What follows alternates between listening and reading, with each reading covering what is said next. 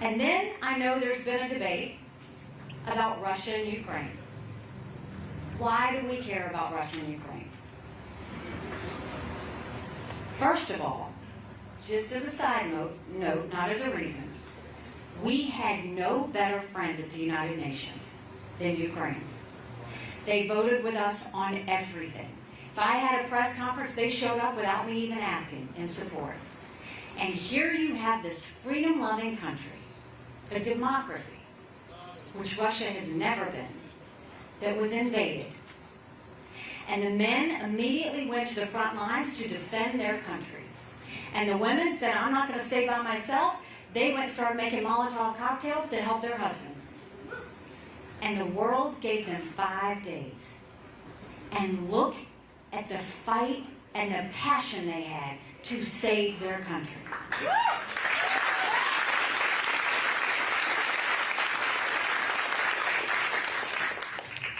When you look at where Russia is now, Russia's hit rock bottom. Did you see he's meeting with Kim Jong-un?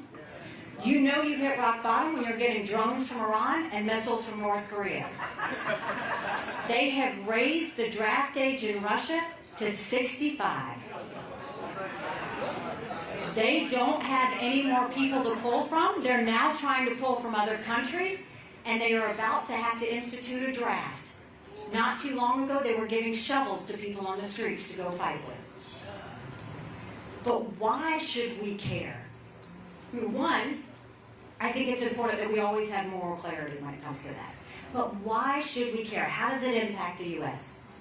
Do you remember before the Olympics?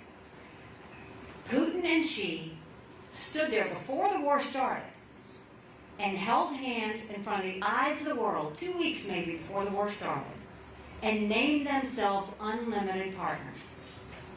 A couple of months ago, Russian plane knocked down the U.S. drone. What happened? President Xi went straight to Russia and held his hand again. A win for Russia is a win for China. China's watching everything. They're watching every country that's helping.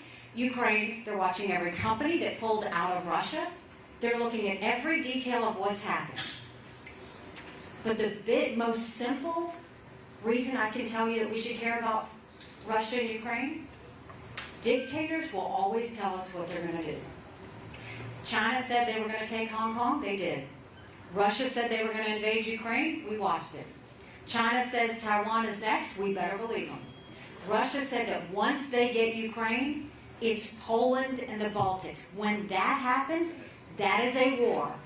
We are trying to prevent war. I don't think we need to give cash to Ukraine. I don't think we need to put troops on the ground.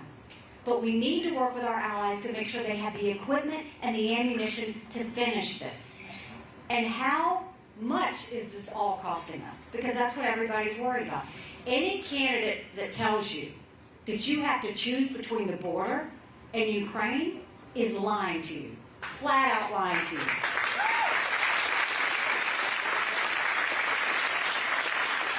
The amount of money we've put into Ukraine is only 3.5% of our defense budget. 3.5.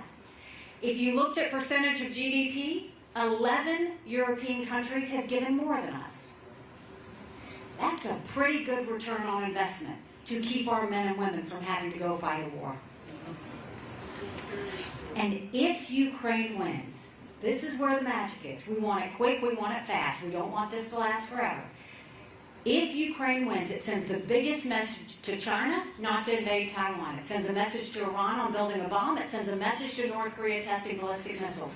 Taiwan right now supports the efforts going into Ukraine because they know if Ukraine wins, they will be saved. So we have the answer.